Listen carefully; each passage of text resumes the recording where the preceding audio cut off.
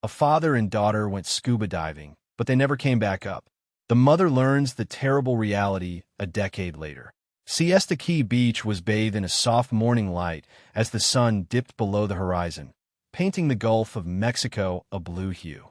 As memories poured into Elena Rivera's thoughts, she walked barefoot on the powdered white sand, feeling every grain between her toes. At 48 years old, the face of the former marine biologist bore the marks of a decade of loss. The luster in her once inquisitive eyes had faded, replaced by fine lines brought on by the constant flux of emotions.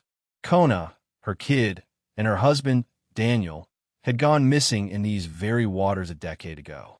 Just like the day her family went diving and never came back, the weather today was uncannily identical. Bright skies, mild wind, ideal visibility. The memories rushed over Elena like a wave crashing at her ankles, and she paused, closing her eyes. As she waited on their chartered boat that fateful day, a chilling fear had sunk into her gut. "You said you'd always return," Elena said to the wind, recalling Daniel's self-assured smile that morning, as the hour dragged into 2, then 3. The oxygen tanks they were carrying wouldn't last that long. Something was amiss. The man never left. Before this, Daniel Rivera was no greenhorn. He had worked as a professional diver for almost 20 years. In his time as a rescue diver, he had saved innumerable lives and provided advice on perilous underwater film sets. No electrical current or situation was too great for him to manage. Even though she was still quite young, Kona had been swimming with her dad since she was 8 years old, and she was a natural in the pool. Elena recalled the urgent request she had placed to the Coast Guard, which led to the rapid deployment of boats, helicopters, and divers in the search operation. Over the course of several days, they searched the whole Gulf, but neither Daniel nor Kona were located. Nothing, not even a hint of a struggle or any equipment. Weeks turned into months as the police inquiry continued. Elena had rented a little beach home and joined every search effort, refusing to leave Siesta Key. Nothing came of her visiting every hospital and police station in Florida, posting flyers all across the state, and making an appearance on the local news. 5 years later, not a single lead had been found. Aaron Delgado, the main detective, had been friendly but direct. "We believe a current beneath the water may have carried them away," he had stated gently in his office, where search grid maps covered the walls. "We sent teams to explore nearby islands and underwater caves, but found nothing. If they were trapped in those caves, we would have found them. If they had made it to any of the islands, we would have seen something."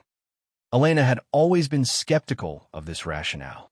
Among the rescue teams, Daniel had the most intimate knowledge of these waters. He would have been able to safely maneuver any current and would never have endangered Kona. However, her assurance was crumbling like waves against the seashore as doubt crept in as the years passed without any new clues. As she kept walking slowly along the beach, she could now see the waves ebb and flow. Over the years, the rhythm had grown reassuring since it was continuous and predictable, in contrast to the disorder and uncertainty that had characterized her life ever since that fateful day. The water had claimed her family, therefore she couldn't bear to confront it, so she resigned from her esteemed research position at the Marine Institute. Rather than returning to the seas, she immersed herself in environmental advocacy work on land, giving speeches at conferences about the importance of marine conservation. A tiny wooden box, its surface worn smooth from years of usage, was extracted from Elena's bag. Slowly, she lifted the lid and ran her fingers over the etched initials. K. Within, there was a deep, dark mixture of dirt and ash. These were the remains of the orchids, succulents, and herbs that Kona had painstakingly nurtured in their backyard garden, which Elena had preserved for a long time following her daughter's abduction. A symbolic gesture indicating her desire to finally let go, she recently made the agonizing decision to cremate what remained of them. Eleanor muttered, "You would be 24 now," as she imagined the lady her daughter may have become. Given her nurturing nature, would she have continued to care for those plants or possibly followed in her father's footsteps and become a scuba diver? No one would ever suspect Elena. Standing at the edge of the lake, she held a box. To say one last goodbye to her daughter, she had come here today with a purpose, to sprinkle the ashes into the water. But standing here, Elena felt paralyzed, unable to finish the performance. Could she even begin to release her grip? The contents of the package caught her attention as the sea breeze intensified, causing her dark hair to whirl over her face. She was burdened by the decision, its finality nearly unbearable. A vibration from her luggage caught her off guard as she was about to close the lid, realizing she wasn't prepared after all. A bell sounded on her phone. With a swift motion, Elena fastened the lid to the box and cautiously returned it to her bag. Using the back of her palm, she dabbed at a tear, took a deep breath, and then retrieved her phone. As Elena took her phone out of her bag, her palm quivered a little. Detective Aaron Delgado's name appeared on the screen, a face she hadn't seen in months. A little beat skipped her heart. The detective's calls had grown more infrequent over the past decade, and they always carried the same bad news, more dead ends and false leads. "Hello," she asked, her voice quivering with effort. "Aaron, Elena, it's Aaron." The detective's voice had taken on a new tone, intense and urgent. With her free hand reflexively gripping the wooden box more tightly, Elena said, "We've received a new lead from the Bahamas." "What kind of lead?" With a lowered voice, Aaron responded, "I can't discuss it over the phone." Everything appeared to crumble under Elena's feet as she spoke these words. "But it could be the breakthrough we've been waiting for." "How quickly can you get to the station?" "We need to go to the Bahamas together, Key on Siesta Island." "In 30 minutes, I can be there." "Well, don't overdo it with the luggage. Time is of the essence." Elena stood on the beach, her heart pounding against her ribs as the line went dead. For an instant, she gazed at the phone, and then she looked at the container of ashes in her purse. Not now, she pondered. Not even today. Elena attempted to contain the growing optimism within her as she ran back to her car. False hope may be devastating, she had learned over the years. With every promising opportunity that faded, she had lost a little more of herself. In anticipation of and preparation for disappointment, she had fortified her heart with walls. In her head, she whispered, "Don't get your hopes up," and she let the engine start. Despite her own words of caution, Elena's thoughts continued to race. Be ready for nothing again. What exactly had the Bahamians uncovered? Aaron should have been able to talk about it on the phone. What gives rise to this sense of urgency? With her mind racing at 1,000,000 miles per hour, she failed to notice the whirl of traffic and turn signals as she drove to the police station. Upon her arrival, she needed a moment to gather herself in the parking lot, hands firmly grasping the driving wheel. Take a moment to relax, set reasonable expectations, and be ready to be let down. She was met in the station foyer by Detective Aaron Delgado. Taking on her family's case had clearly aged the 55-year-old detective. With the exception of the deep creases around his eyes, his once pepper-and-salt hair was now entirely salt. Elena hadn't seen enthusiasm in those eyes in years, but today it was there. "Elena," he greeted her as they crossed the lobby. She was unable to control herself and asked Aaron, "What's happening?" After saying, "Thank you for coming so quickly," Aaron looked around the bustling terminal and asked, "What did you find?" His words were clear, "Not here." "Follow me." He ushered her into a cramped conference room and shut the door behind them. Elena found a younger officer who she didn't recognize typing quickly on a laptop while a map of the Bahamas was spread out across the table inside. "This is Officer Martinez." Aaron introduced himself quickly. After nodding at the police, Elena swiftly returned her attention to Aaron, saying, "He'll be coming with us." Aaron retrieved a chair and pleaded with her. "Please tell me what's going on." Elena slumped into the chair, her knees trembling with fear. "The Bahamian police contacted us this morning. A local fisherman found a bottle with a message inside. A message they believe might be from your daughter, still from Kona. With everything that has transpired, we don't know for sure yet. That's why we need to travel to the Bahamas as soon as possible," Aaron said, leaning on the table. "I've arranged for us to take a seaplane. It's the fastest route. We'll be there in under an hour." "A seaplane?" "I know it's sudden." Aaron added in a softened tone. Elena glanced from Aaron to the map and then back again. But if this message is authentic, time could be critical.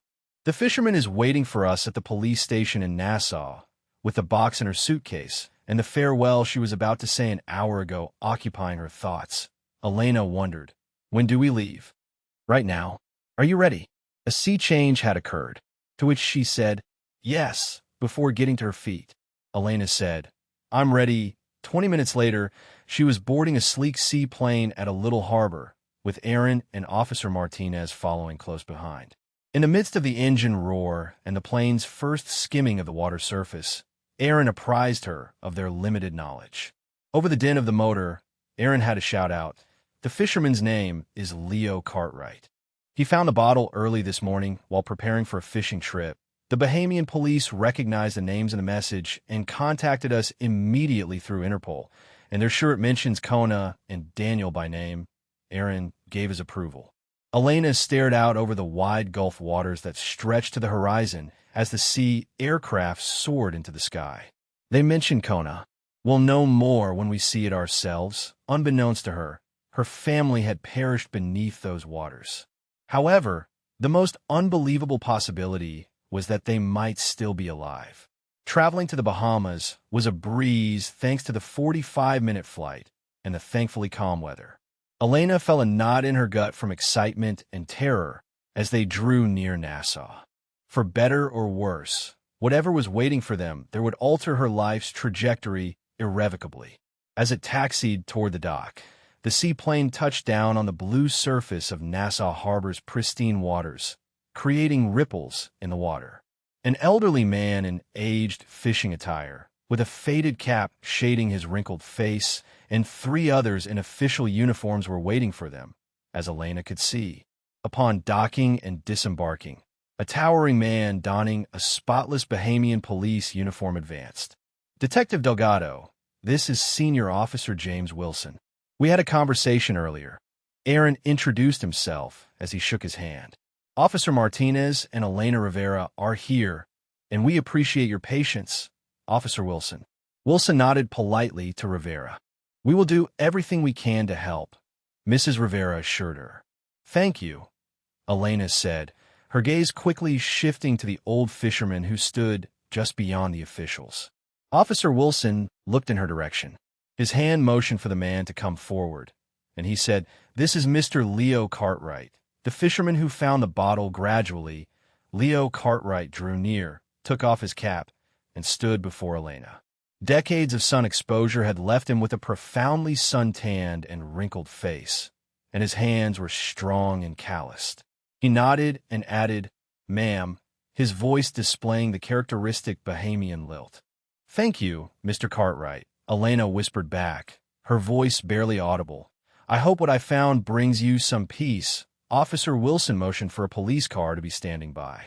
The journey to the police station was thankfully brief, but Elena felt as though every minute seemed to stretch on forever. We should continue this at the station. The bottle and its contents are there, secured as evidence. Ideas were racing through her head. Can you tell me what the message might say? What was its age? After everything that has happened, are Kona and Daniel still alive? On the train, they were escorted to a cramped conference room, where an additional officer stood behind the table, evidence bag in hand. A transparent glass vial contained a rolled piece of paper, the surface of which was somewhat hazy from exposure to the water. A look from Officer Wilson to Mr. Cartwright followed. Could you please explain to Detective Delgado and Mrs. Rivera exactly where and when you found this? The angler agreed. I was out at Shroud Cay early this morning, just before sunrise. I was preparing my boat for the day's fishing when I noticed the bottle washed up on the shore. It caught my eye because it was so clean, not like most trash that washes up.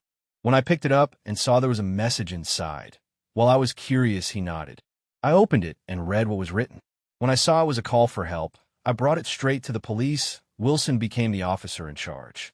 When Mr. Cartwright brought this to us and we read the contents, we recognized the names from the International Missing Persons Database. We contacted Interpol immediately, which led us to your department. Detective Delgado, Aaron, gave his approval. Daniel had meticulously recorded his underwater excursions in a diving diary, and the sheet that was torn from it was moist but otherwise undamaged. We appreciate your quick action. May we see the message?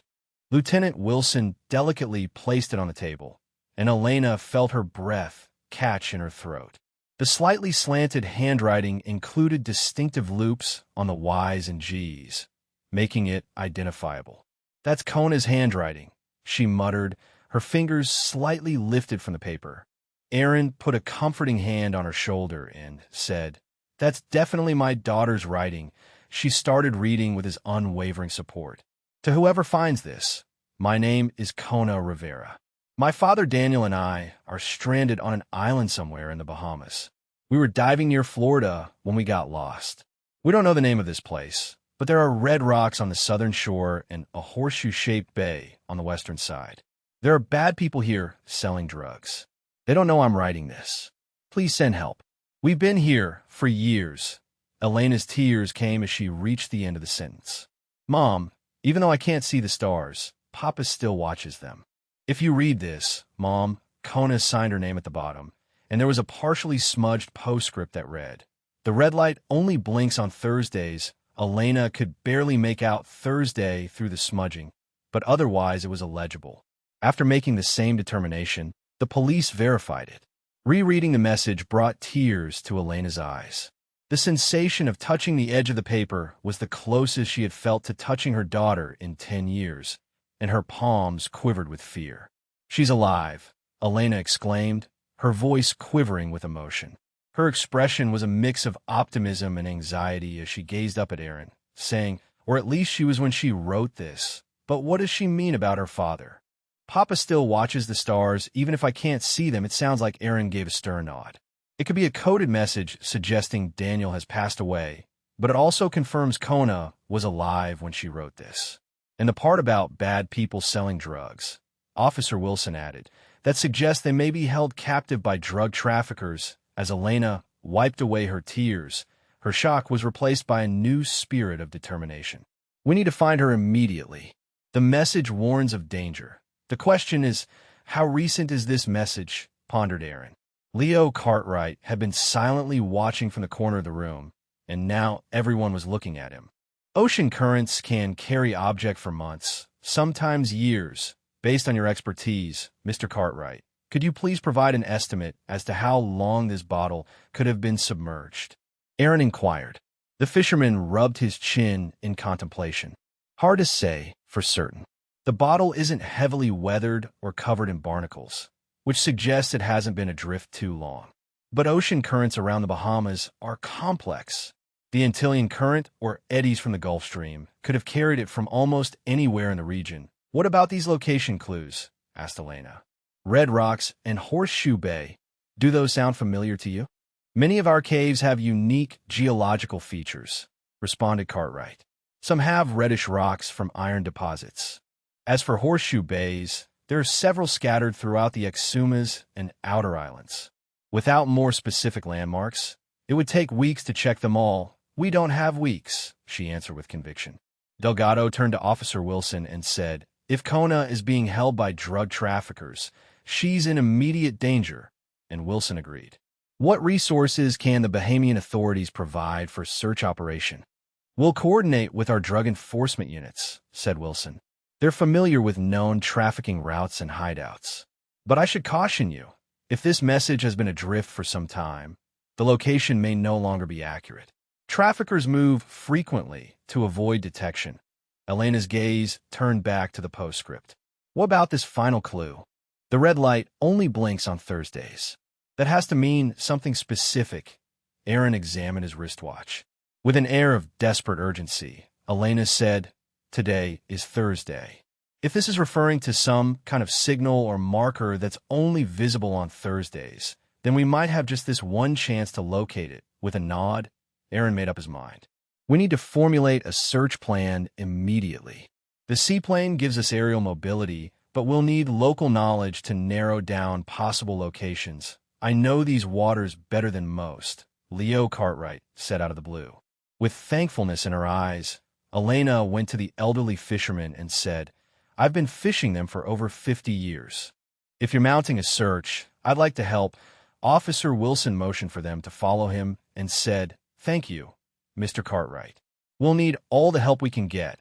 As Elenina's mind raced with a mix of hope and worry, she cautiously slipped the letter back into its evidence bag as our Marine units departed the conference room. "Let's move to our operations room. We have detailed maps of the islands there, and we can coordinate with." The mysterious nature of the message left her with more questions than answers. But after 10 years of loneliness, she finally had proof that her daughter had survived. "Can you tell me what became of Daniel? Did Kona happen to be alive?" Above all else, they needed to know where in the enormous Bohemian archipelago to start looking. A hive of activity filled the operations room of the Nassau Police Headquarters as police sat around a massive table adorned with intricate nautical maps of the Bahamas. Standing next to Detective Delgado, Elena studied the Bahamian archipelago's complex network of islands, cays, and reefs. Officer Wilson pointed to a chart and stated that the Bahamas are made up of more than 700 islands and 2,400 cays. With just over 30 actually occupied, there are a great many unpopulated areas where traffickers may hide out.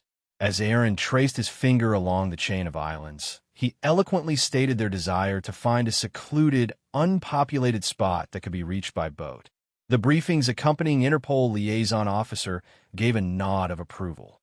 In order to smuggle goods in and out of a country undetected, drug traffickers seek select areas with natural harbors and few residents. Elenina drew nearer to the map, her attention drawn to the region surrounding Shroud Cay, the exact spot where the bottle had been discovered. Is it possible that the communication could have come from a neighboring location? The hat of Leo Cartwright was altered. He pointed to a large section of the Exuma's chain and remarked, "Possibly, but not necessarily. The currents in this region are unpredictable. That bottle could have traveled from any of these islands, or it could have come from much further away." Wilson, the officer, indicated the map. "This island at Norman's Cay is where Mr. Cartwright discovered the bottle, and we should concentrate our search along the Exumas, beginning here," he said, pointing to the exact spot. "Norman's Cay?" inquired Elena. "It has a history," the Interpol official added. "In the late 1970s and early 80s, it was a hub for drug smuggling operations run by the Medellin cartel. It's been cleaned for decades now, but its remote location and small airstrip still make it attractive to smugglers. It's also close to Shroud Cay, where the bottle was found," said Aaron, "which makes it a logical starting point." As a sign of agreement, Officer Wilson followed suit. "We'll split into teams. Some will head north from Norman's Cay, others south. We're looking for any signs of habitation on normally uninhabited islands, unusual boat traffic, or anything matching the clues in the message. Red Rocks, Horseshoe Bay, and potentially some kind of red light that operates on Thursdays." Feeling completely overwhelmed by the sheer size of their search area, Elenina gazed at the map. "There are so many islands. How will we possibly check them all in time?" "We won't have to," she was told by Aaron.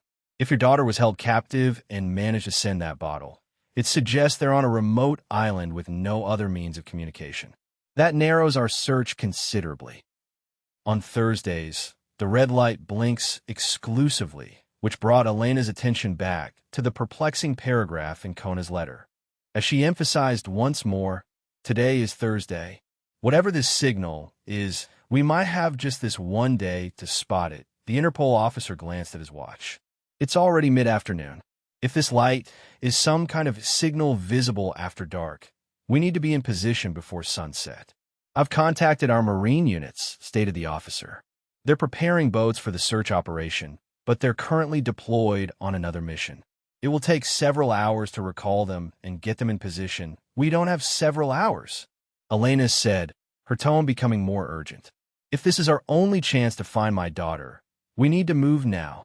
Their choices were considered by Detective Delgado. "We have the seaplane. We could conduct an initial aerial reconnaissance of Norman's Cay, at least get eyes on the ground, and see if there's anything suspicious." "And I have my boat," he said. The officers looked at one another with alarm as the captain said, "It's not much, but it's seaworthy, and I know these waters." I could take a small team. Officer Wilson warned that it is not routine practice to use civilian vessels in a possible drug interdiction operation. Drugs aren't the only thing at stake, Elena pounced. It's about finding my daughter, who's been missing for 10 years. Please, we can't waste any more time. It was an effective emotional appeal. The officials reached a deal after a quick meeting. The idea was for Detective Delgado to fly Elena and 2 other police over Norman's Cay in the seaplane for an initial survey, with Leo Cartwright providing support in his boat. When the official Bahamian vessels were ready, they would send them out without delay. We'll stay in touch via radio constantly, Aaron told them as they were ready to depart. Elena nodded, but her thoughts were already racing to the prospect of perhaps locating her daughter. If anyone spots anything suspicious, you observe only. No engagement until proper backup arrives.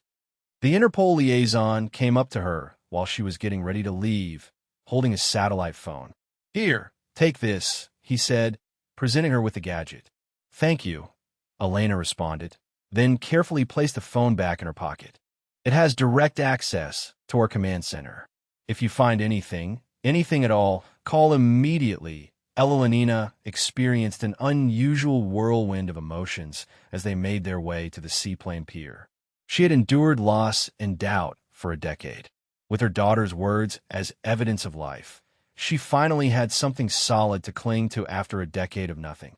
However, there was a fear associated with that understanding. Time was of the essence, and Kona was out there, perhaps in danger. As Elena took her seat, the seaplane's engines began to roar, and she clung to the evidence bag that had Kona's message outside the window. Already, the sun was starting its descent toward the west. It would be dark in a few hours, and a red light may begin to blink somewhere in the immense Bahamian archipelago. Near Norman's Cay, in the pristine waters off the coast of Nassau, the seaplane landed 2 hours after takeoff. Elena searched the shoreline for any indication of the hints described in Kona's message as they taxied toward the small dock. A limited number of boats docked in the harbor and a few people on the beach gave the impression that the island was calm. Meanwhile, Aaron noted that the aircraft was noticeably quieter than normal. A city cop greeted them at the pier and told them, "Tourism is down this time of year, ouch." The Bahamian government had communicated via radio in advance to arrange for their arrival. Following short introductions, Aaron split them into smaller groups to discreetly examine the island and interview residents. They should be on the lookout for anything out of the ordinary, he emphasized. Remote structures, unfamiliar boats, anyone who seems out of place. Elena and Aaron formed a partnership and set out to explore the tiny town, presenting the shops and inhabitants with images of Kona and Daniel. Neither one of them was recognized. Nothing, Elena remarked during 4 hours of pointless interrogation. Aaron glanced at his watch and said, "No one has seen them." All the crews gathered at the pier to share the same disheartening news. None had seen Kona or Daniel, and no one had acknowledged them. The others are reporting the same. Let's regroup at the dock. As it dipped below the horizon, the sun's golden rays illuminated the sea. "What do we do now?" Elena inquired, her voice betraying her mounting frustration. The nautical map that they had brought was examined by Aaron. While they were out canvassing, Leo Cartwright came in on his boat and joined in, asking, "We need to decide, north or south from here?" In his opinion, the elderly fisherman felt that staying south made more sense. The reasoning resonated with Elena's intuition, and she nodded in agreement. "That would take us toward Shroud Cay, where I found the bottle south." Then, just as they were about to get on their boats, Elena stopped what she was doing when she noticed something in the sand close to the shore. She knelt down and rubbed off the top layer, exposing what seemed to be a tiny, partially buried bead of vibrant colors. A handcrafted anklet bracelet featuring unique turquoise and blue beads was unearthed by her shaky fingers. Elena choked on her own breath. "Aaron!" she yelled out in a critical tone. Elena shook her hands frantically and held up the bracelet, exclaiming, "Look at this!" The investigator rushed over. Aaron picked up the bracelet and examined it closely. The owner, Kona, had fashioned it herself when she was 13 years old. On the day they vanished, she was wearing it. "Are you certain? It's been 10 years, and this could belong to anyone, I'm positive, said Elena. Check out the pattern. Blue, turquoise, blue, two turquoise.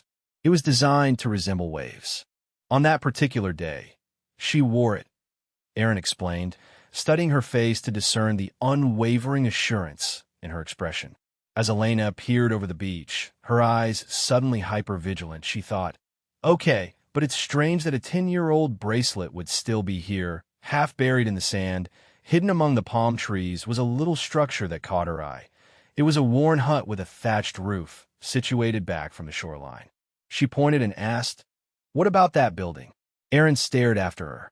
Aaron signaled for two of his officers to form a circle around the shack's back as they approached it with caution, saying, "Let's check it out." But carefully, Aaron pounded on the door as they approached it.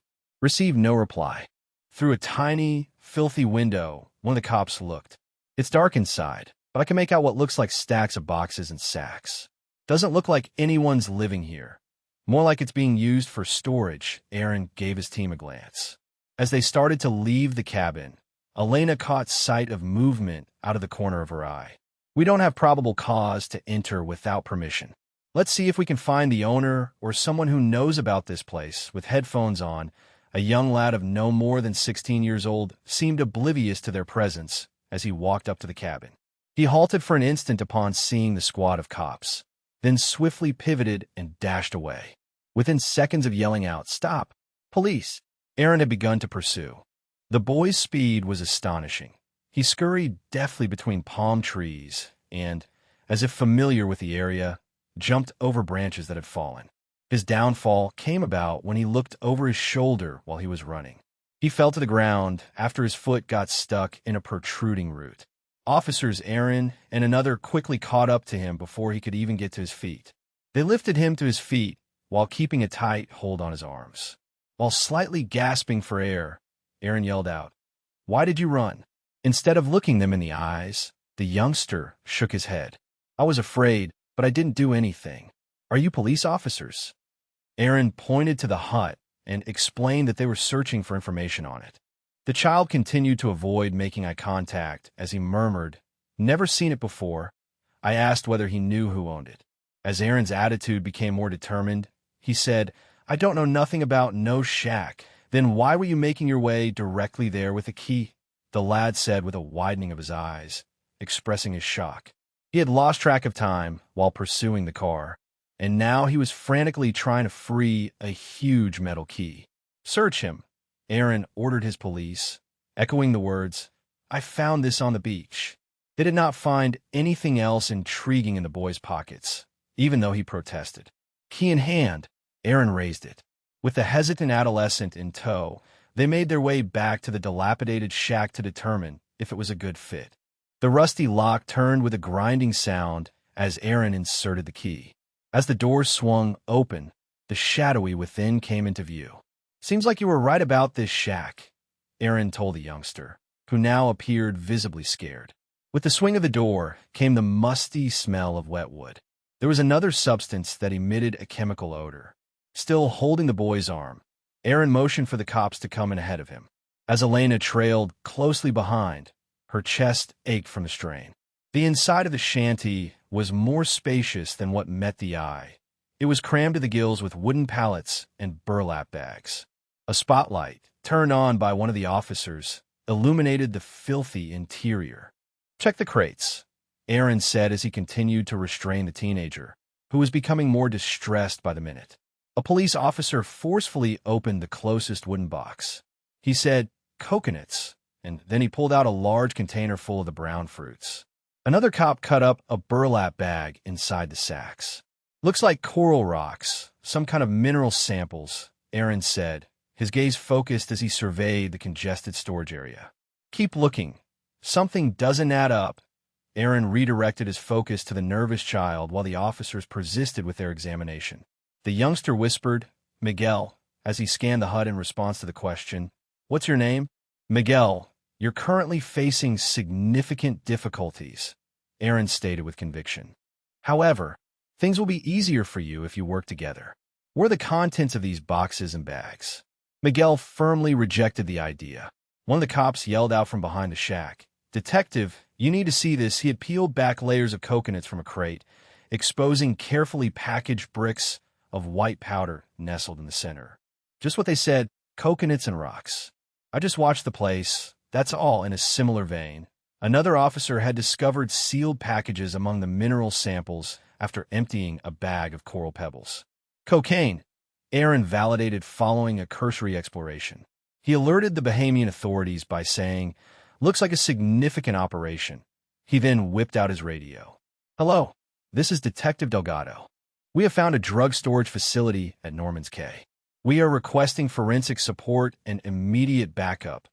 Aaron immediately shifted his focus to Miguel, who appeared visibly terrified after receiving confirmation that units were on their way. "One more opportunity for you to do something about it, young man. For what base does your organization operate?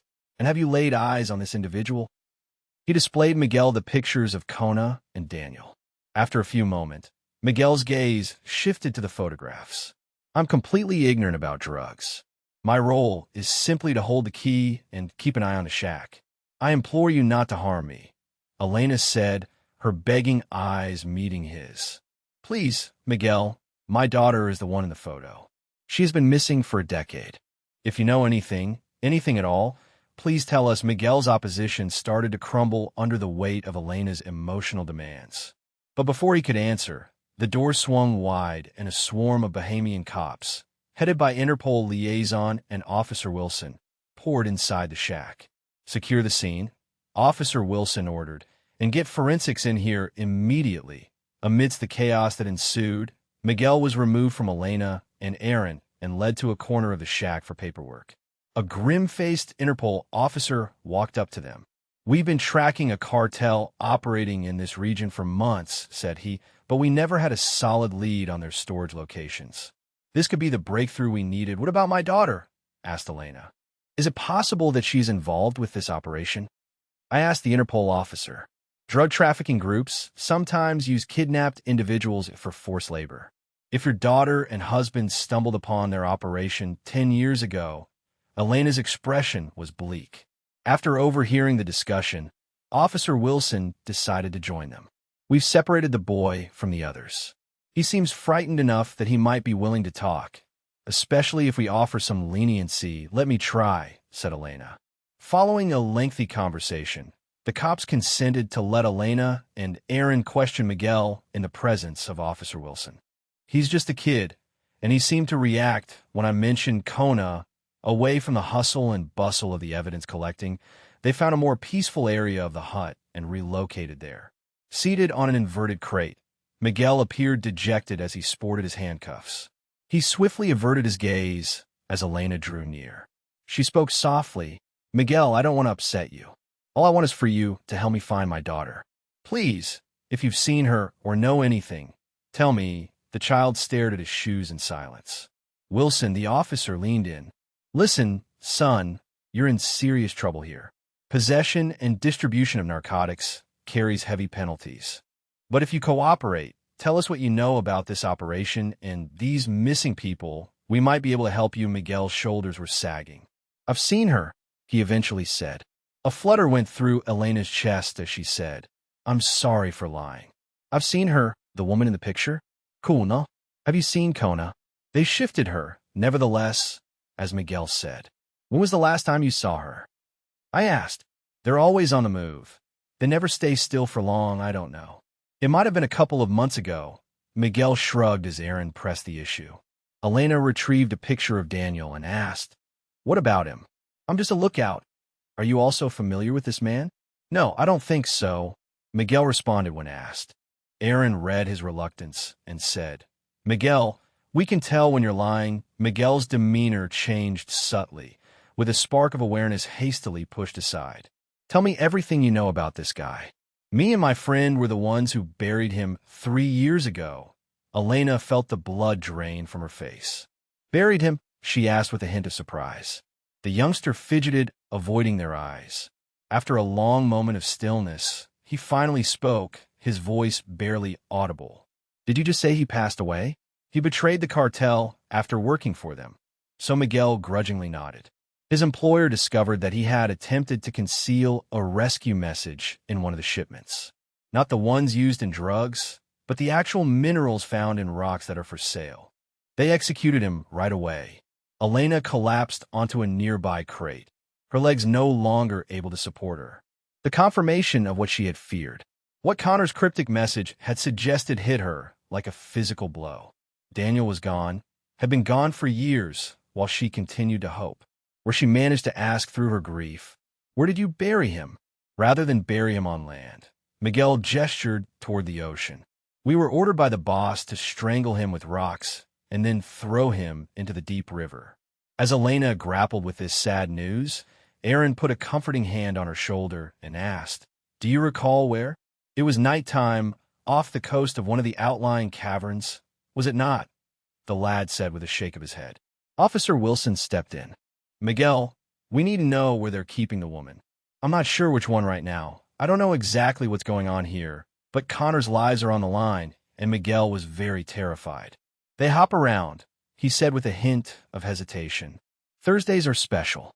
According to Elena, the red light only blinks on Thursdays, as stated from Connor's message, and Miguel agreed, saying, "That's when they do the big transfers. The red signal lights are used to indicate when boats are coming in with product. Similar to a code. On Thursdays, when the Coast Guard patrols are out of the islands, Aaron and Officer Wilson exchanged meaningful looks. "Today is Thursday. We need to move," Aaron said to Elena, his voice filled with concern for her emotional state in the wake of the devastating news about Daniel. "Maybe you should return to Nassau with the next transport," Wilson suggested, his hand already reaching for his radio to update his team as the Bahamian police escorted Miguel away for formal processing. With a newfound resolve, Elena brushed aside her tears and said, "I've been searching for 10 years, Aaron. This operation could become dangerous, and you've just received traumatic news. I refuse to back down now, especially since we're so near. Connor has not disappeared. The Mayan airport here on Norman's Cay, its bay is horseshoe-shaped," she added, concentrating on the clues rather than her anguish. "She needs me." The red light and Horseshoe Bay were both mentioned. Is it possible that was Connor's intention? It's feasible, Aaron thought to himself. Let's check it out before dark. As they prepared to leave the shack, Elena took one last look at the place where she had finally learned the fate of her husband. She would mourn him properly later. Right now, her daughter needed her, and this time Elena would not fail. The golden light of late afternoon bathed Norman's Cay in a warm glow as Elena, Aaron, and the Joint Task Force made their way toward the main airport. The small airstrip served private planes and the occasional charter, nestled alongside a naturally curved bay that from above did indeed resemble a horseshoe. "There it is," Aaron confirmed as they approached. "That's definitely a horseshoe-shaped bay." The area was relatively quiet. A few tourists browsing a small gift shop near the airstrip, a couple of maintenance workers tending to a private plane, but otherwise little activity. Officer Wilson organized his team, positioning officers at discrete observation points around the perimeter. "We'll maintain surveillance from these locations," he explained, pointing to spots on a hastily drawn map. "If there's any unusual activity, or if we spot a red signal light after dark, we can converge quickly." Elena stared out at the bay, trying to make sense of the clues in Connor's message. "The Horseshoe Bay matches, but what about the red rock she mentioned?" Aaron shook his head. "I don't see anything like that here. The geology doesn't match. They found a hidden observation post with a clear view of the bay and the airstrip, bracing themselves for what could be a long wait." As the sun started to set, the sky changed colors, painting the clouds and reflecting off the water. "It's beautiful," she whispered, momentarily distracted from their mission. Aaron nodded beside her. "The Bahamas has some of the most spectacular sunsets I've ever seen." As the sun dipped lower, casting its reddish light across the landscape, Elena sat up straighter. "Aaron, look at the rocks along the shoreline." The detective followed her gaze. In the sunset light, the otherwise ordinary limestone rocks glowed with a distinctly reddish hue. Red rocks? But what if Kona wasn't referring to rocks that are naturally red? Elena muttered. Is it possible that she was referring to rocks that turn crimson at sunset? The composition of our limestone can create a more pronounced effect in certain locations. One of the Bahamian officers who had overheard their conversation told them. It's possible, but that would happen at any beach during sunset. Aaron thought about it, his expression thoughtful. The officer nodded and continued. But there's another possibility about the red light mentioned in the message. Elena's heart quickened as she concluded. So we might be in the right place after all. The calcite in the stone reflects the red wavelengths exceptionally well. I don't understand what you're saying. It might not even be from planes. Is there a marina south of the airport? Aaron inquired. The officer proceeded to explain that boats that arrive after dark frequently employ navigation lights. To Elena's surprise, the port side light was red. That's it, she said. On Thursdays, only planes and boats will see the flashing red light. She didn't waste any time getting to her feet and was heading towards the property's southern edge. Aaron wasted no time in radioing the rest of the team to shift their surveillance to the marina. As they crested a gentle slope, the small marina came into view. There were a variety of boats moored at the docks, from small fishing vessels to medium-sized pleasure crafts. Nothing about it seemed suspicious. We should stay here, Aaron said, pointing to a group of palm trees that offered cover and a clear view of the nearby waterway.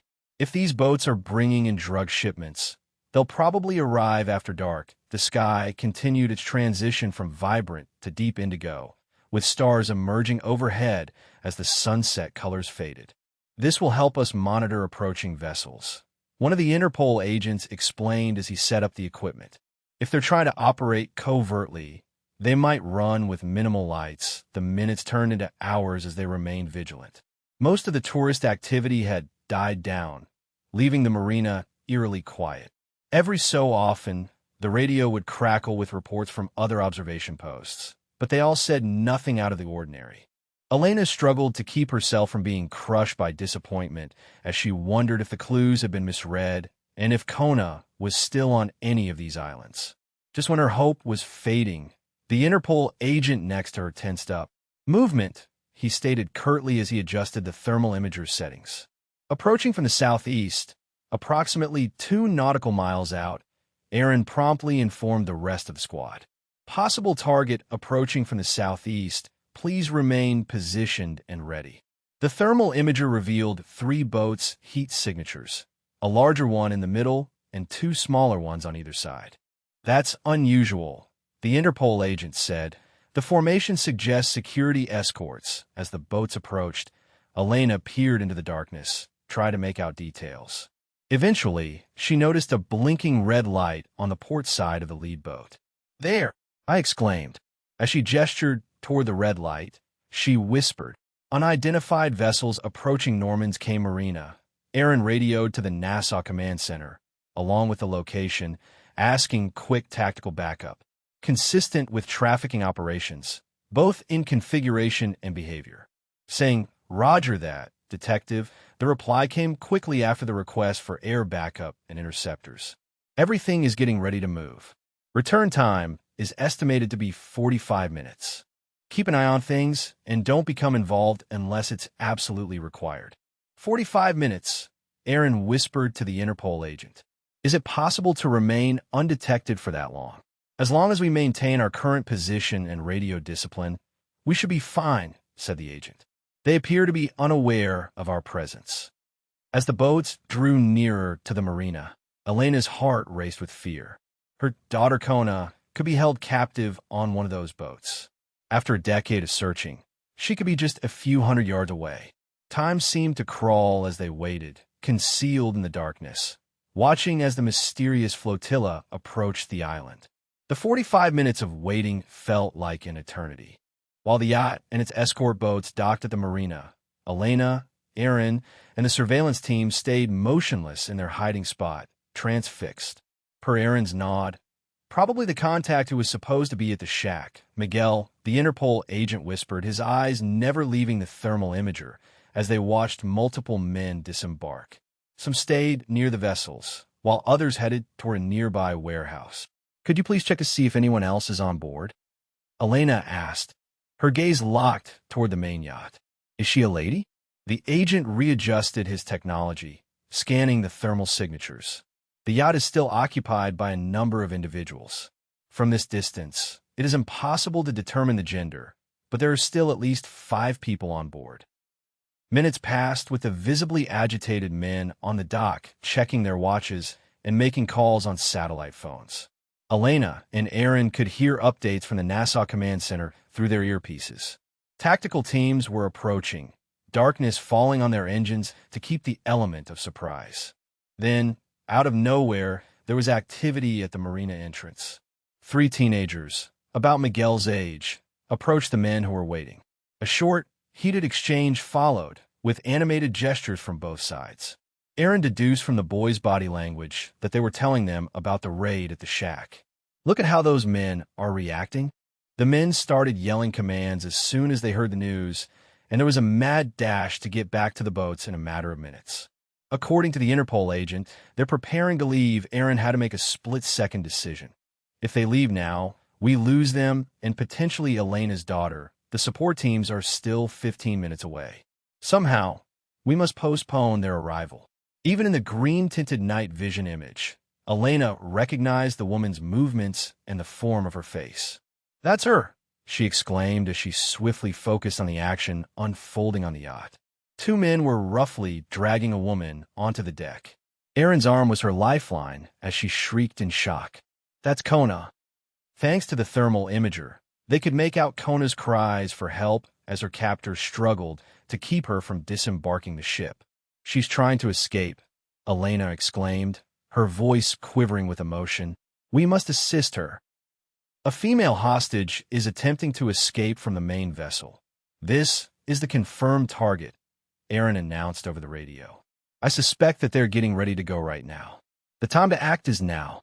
All units converge on Marina," was the instantaneous reaction from the command center. The yacht's engines had begun to roar to life, and the smaller escort boats were releasing their mooring lines.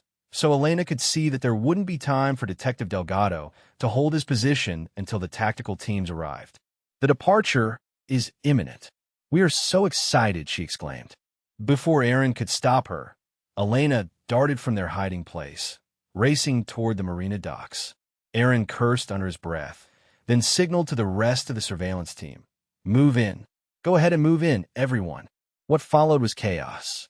Police officers emerged from multiple hiding spots around the marina, weapons drawn, shouting commands to stop. The smugglers caught by surprise reacted with panic. Some raised hands in surrender, while others drew weapons of their own.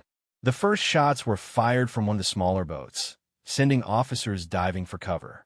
The Bahamian police returned fire, focusing on the armed threats while attempting to minimize risk to any potential hostages. Elena had taken cover behind a stack of fuel drums, her eyes fixed on the yacht where she had seen Kona. Through the confusion and gunfire, she could make out figures moving on the deck, including her daughter, still struggling with her captors. "Elena, stay down," Aaron shouted, moving to her position in a crouched run and finding somewhere safer than these fuel drums. "We have to get to that yacht," she insisted, pointing toward the vessel that was now slowly pulling away from the dock. Above them, the distinctive sound of helicopter rotors cut through the night as aerial support arrived from Nassau. Powerful searchlights illuminated the marina, catching the escaping yacht in their beams. The smaller escort boats, seeing they were outgunned and surrounded, quickly surrendered, but the yacht continued its attempt to escape, accelerating away from the dock. "They're getting away," Elena cried, watching the distance between the dock and the yacht grow. Suddenly, there was a tremendous roar as seaplanes descended from above, their pontoons sending up massive sprays as they landed strategically to block the yacht's escape route. Tactical officers deployed rapidly, some diving into the water to approach the yacht from multiple angles. Caught in the crossfire and with no clear escape, the yacht finally cut its engines. Through the searchlights, Elena could see men on the deck with their hands raised in surrender. "They've given up," Aaron confirmed. Listening to the radio chatter, "Tactical teams are boarding now." Elena held her breath as she watched the officers methodically securing the vessel. Minutes that felt like hours passed before Aaron's radio crackled again. "Vessel secure. all suspects in custody. We have 3 hostages, 2 male, 1 female, all alive. Elena sagged against the fuel drums, relief washing over her in a wave that left her trembling. Aaron helped her to her feet, supporting her as they made their way toward the dock where the yacht was being brought back in. As they approached, Elena scanned the deck, frantically searching for her daughter among the people being helped ashore by officers. Then she saw her, a slender woman with familiar eyes, now 24 instead of 14, but unmistakably Kona. Their eyes met across the dock, and for a moment, both seemed frozen in disbelief. Then Kona broke away from the officer escorting her and ran toward Elena, colliding with her mother in an embrace so fierce it nearly knocked them both off their feet. "Mom, you discovered me," Kona cried out, her face pressed into Elena's shoulder. "I was actually located by you." Elena could not speak through her tears. She could only hold her daughter tightly, afraid that if she let go, Kona might disappear again. Around them, the operation continued, suspects being handcuffed and led to waiting vehicles, evidence being collected, statements being taken. But for Elena and Kona, the world had narrowed to just the 2 of them, reunited after an unimaginable decade apart. After what seemed like both an eternity and not nearly long enough, Aaron gently approached them. "I'm sorry to interrupt," he said softly, "but we need to get you both to safety. We can continue to the police station in Nassau." Elena nodded, finally finding her voice. "Yes, of course." She kept one arm firmly around Kona as they were led toward one of the seaplanes. As they walked, Kona looked up at the night sky, now clearing after the chaos, stars twinkling against the darkness. "Dad always believed you'd find us," she whispered.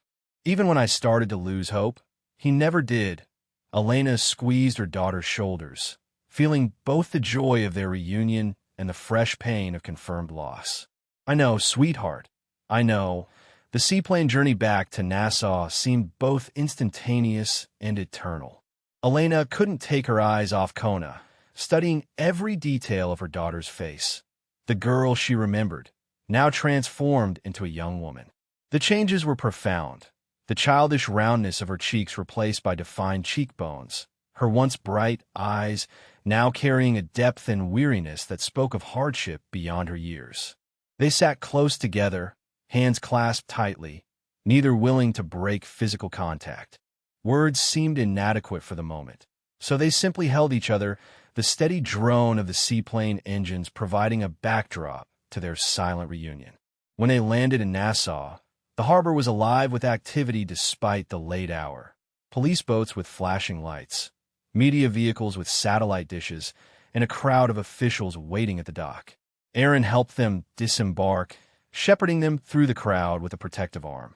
"We'll take you directly to the station," he explained. "There are medical personnel waiting to check you both, and then we'll need statements at the Nassau Police Headquarters." Elena and Kona were led to separate rooms, a necessary procedure Aaron explained to ensure their testimonies weren't influenced by each other's recollections. Elena wanted to protest, to insist that she wouldn't be separated from her daughter again, but the logical part of her brain understood the necessity. "It will just be for a little while," Aaron assured her, "and then you'll be reunited in a small, comfortable interview room." Elena sat across from Aaron and an Interpol officer. They explained the process ahead. Her statement would be recorded, followed by discussions about what would happen next with the investigation and their return to Florida. "Before we begin," Aaron said gently, "I should tell you what we know so far about the operation we just disrupted." Nodded, trying to focus through the emotional exhaustion. "The man we arrested on the yacht is Rafael Tissot, the leader of a drug trafficking organization that's been operating between the Bahamas and Florida for nearly 2 decades. Aaron explained he's managed to stay under the radar by keeping his operation relatively small and avoiding the flashier tactics of larger cartels. In a tight voice, Eloanina demanded to know how her family had become involved with him. Aaron's expression was one of sympathy.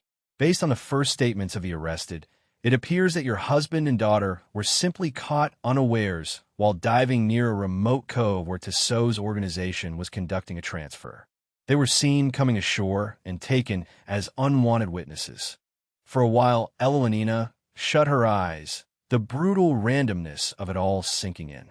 She understood that one choice to investigate that specific location on that specific day had changed their lives forever. Where do we go from here? Is that so? She inquired.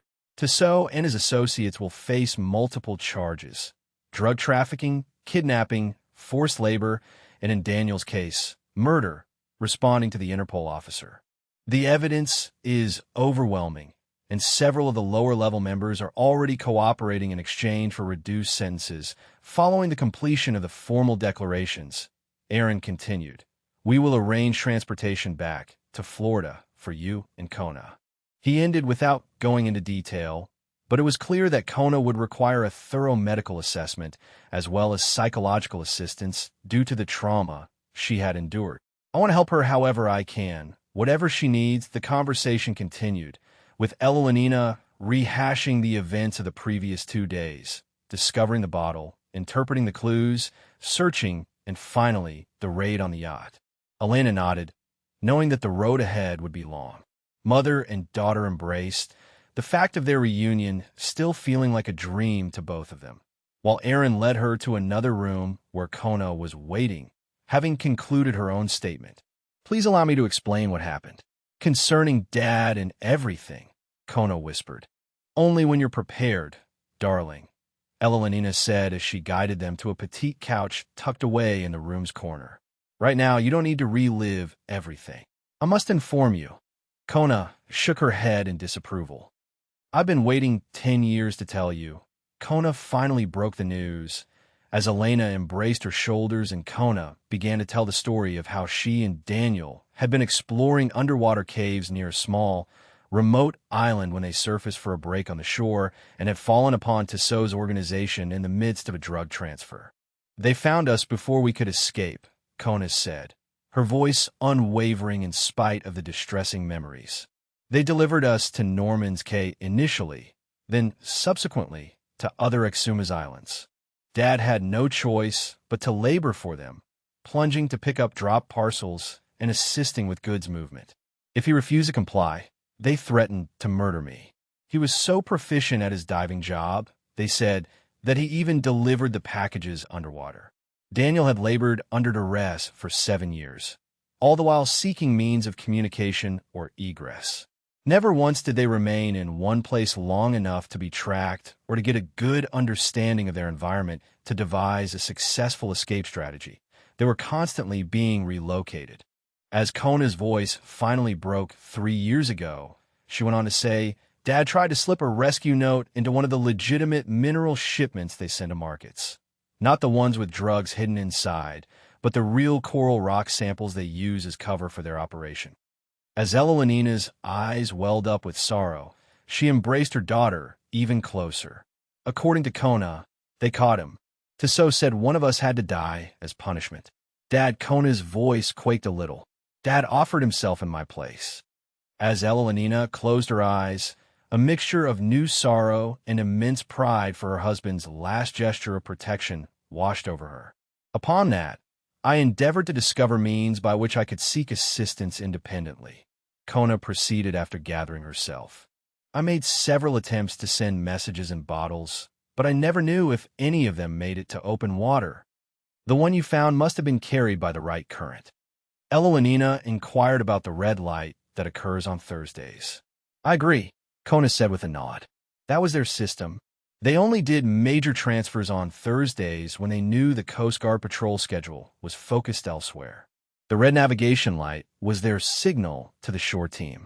After a 10-year silence, they resumed their conversation and filled up the gaps in their mutual history. The life her mother had established while looking for answers, the years of hope and misery, and Elena's relentless pursuit were all revealed to Kona. Eloanina discovered that her daughter had maintained her spirit alive despite being a captive, how she had survived, and how she had been resilient. To make sure they were okay, Aaron went back when morning drew near. Informing them, I've spoken with our team in Florida, he spoke. Everything is being arranged for your return home tomorrow. There will be ongoing investigations and eventually legal proceedings where your testimony will be needed, Kona. But for now, the priority is getting you both home safely. Elena expressed her deepest thanks to him, which went beyond what words could convey. She murmured, "What about Daniel? Is there any way to—" Aaron picked up on the implied inquiry. "We'll be conducting underwater searches based on the information provided by Kona and the others we've arrested. If we can locate him, if we can bring him home, we will." Elena and Kona stood side by side beside a window that looked out over the bay later that morning, getting ready to sleep in the temporary quarters provided by the Bahamian government. A new day and, more importantly, a new chapter began as the sun rose and painted the ocean in a golden light. Leaning against her mother's shoulder, Kona said, "I still can't believe you found me." To this Elena responded, "I never stopped looking," as she kissed her daughter on the head. In a doubtful tone, Kona said, "Not for a single day." Elena turned to face her daughter, delicately cradling her face in her hands. "I don't even know what home is anymore. Home is where we're together," she stated with conviction. She pulled out an ankle bracelet from her suitcase and presented it to her, saying, "Everything else, the house, the city, the details, we can figure out as we go. But you're not alone anymore, and neither am I." With a subtle grin playing on her lips, Kona accepted the bracelet and said, "This led me to you. I threw this away, I don't know, 3 or 4 months ago, right after I nearly gave up. It was a few months after I sent the message in the bottle. Dad used to say that to me. Home isn't a place, it's people. Whenever I got scared we'd never make it back to Florida. But after he died, and still no one came, I lost hope. They've been forcing me to dive to replace him for years, to help move the drugs, and I did. I convinced myself that even if you or the police ever found me, they'd just see a criminal. Everything became a blur. I didn't know what to believe anymore." Elena stretched out her arms, and Kona put her head on her upper body. "You're not guilty, my darling. Your dad was right. The people make a house a home." Elena concurred, her love for her husband evident even when he's not there. Elena thought about the road ahead as they stood and watched the morning. "And he'll always be with us. Wherever we go from here." Kona would have difficulties in re-entering a society that had gone on without her for a decade, in undergoing the necessary psychological rehabilitation, and in going through the legal process, which would necessitate revisiting traumatic memories. However, they were forced to confront the future as one for the first time in 10 years. Ever since her phone had rung on Siesta Key Beach, the little wooden container with Kona's plant ashes had remained in Elena's purse. Now that they were back together, she planned to hold on to it as a symbol of their unwavering connection, their resilience, and their hope for the future, rather than a somber reminder of what had been lost. Against the backdrop of unfathomable grief and loss, they had discovered a path back to one another. Despite all they had been through, they had discovered something unique and valuable in that reunion, a second opportunity.